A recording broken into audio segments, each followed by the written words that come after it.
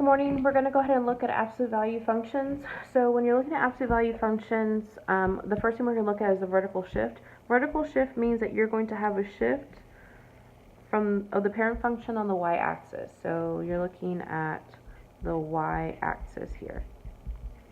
Okay, so let's look at a shift upward. So it's a vertical translation up 4 units.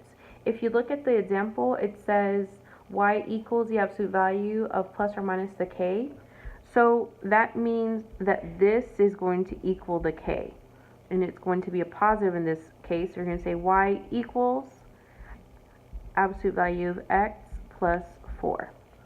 So let's make a table of some values. -2, -1, 0, 1, and 2.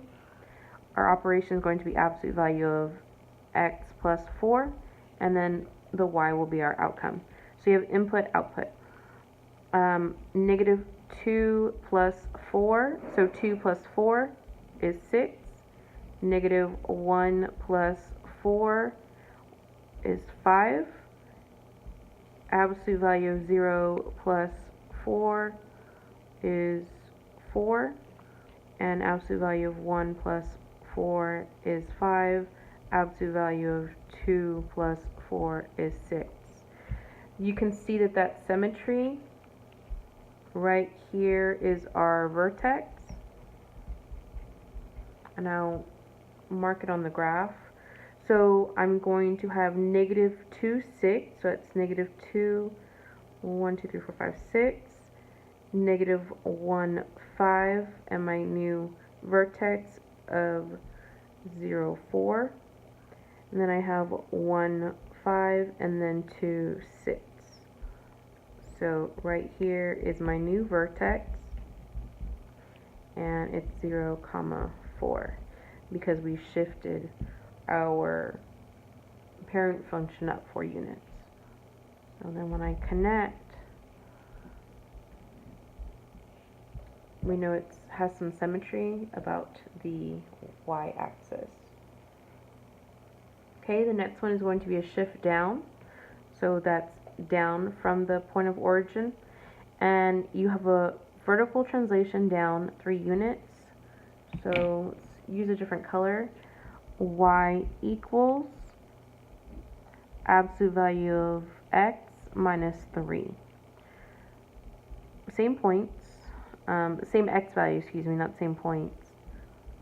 So then you're going to have the operation of absolute value of x minus 3.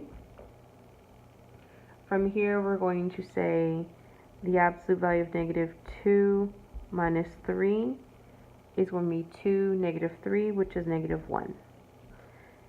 Absolute value of -1 minus 3 is going to be -2.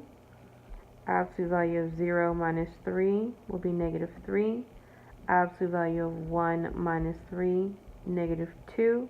Absolute value of 2 minus 3 is going to be -1. So let's graph this. So I have -2 goes all the way down to -1.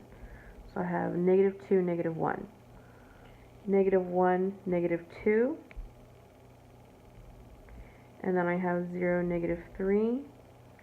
I have 1, -2. And then I have 2, -1. Connect the dots.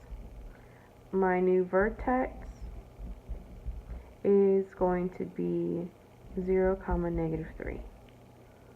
And that vertex is right there. Okay, so that covers shifts up and down the y-axis.